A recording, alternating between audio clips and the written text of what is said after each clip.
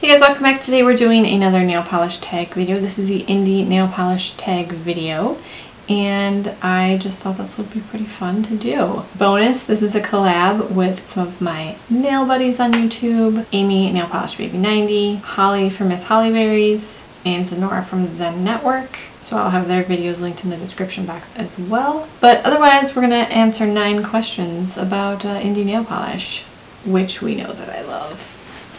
And just have some fun. So if you guys want to watch this video, then please keep watching.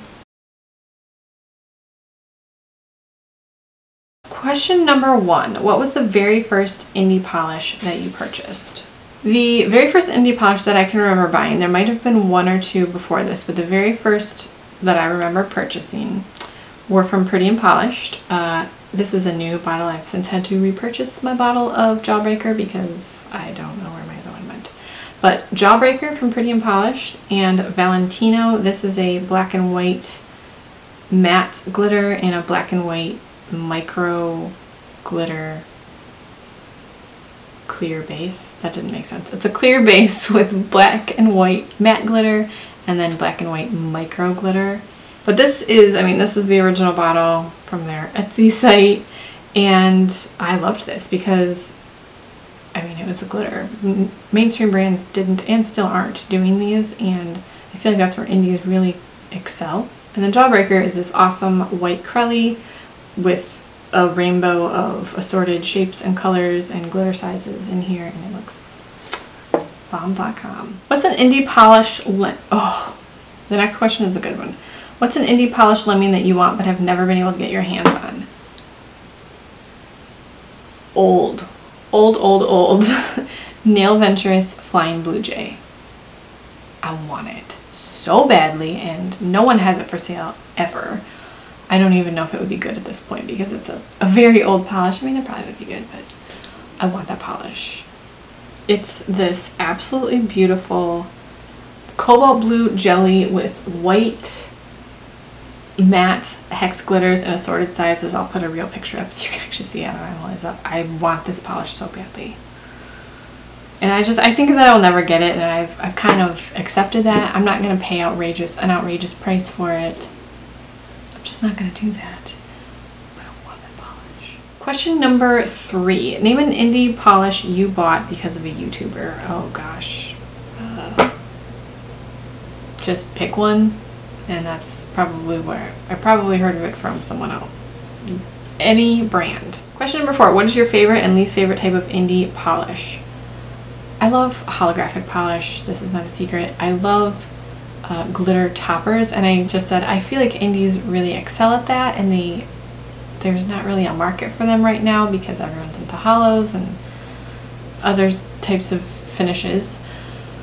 I really want glitter toppers to come back. I think that such fun things can be done with them, and mainstream brands aren't doing them. Occasionally China Glaze will throw on a glitter, occasionally OPI will, but there's not a lot of very interesting glitter mixes in mainstream brands, and I just think that indies excel at this and should do more of them.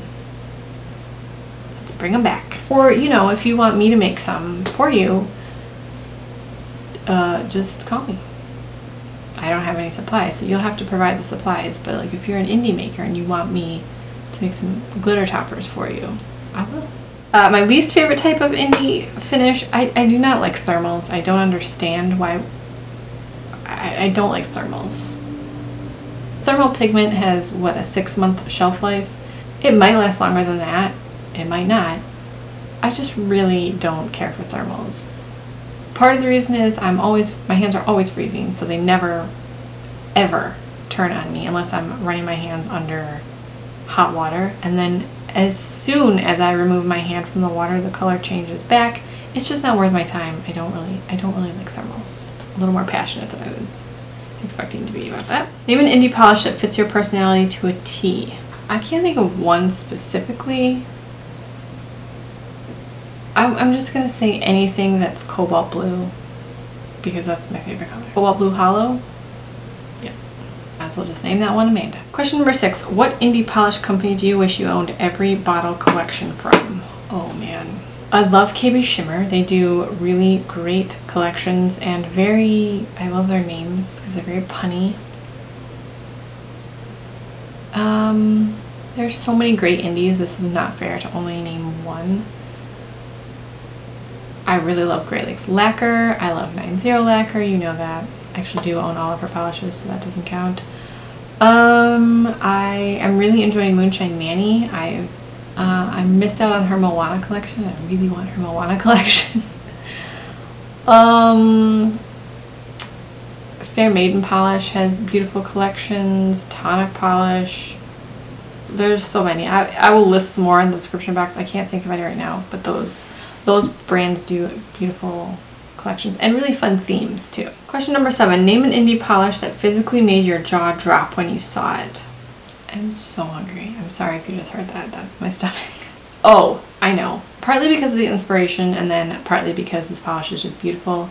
Great Lakes Lacquer, When All Other Lights Go Out. This was the polish pickup polish from November, which was the fandom theme, and it's based on Lord of the Rings, and I love Lord of the Rings, and as soon as I saw the polish and I saw the name, I just immediately I knew exactly what scene in the movie it was, and the polish itself is beautiful. It has this gorgeous violet shimmer and all these rainbow flakies and this white curly base. It's beautiful polish, and I love that polish.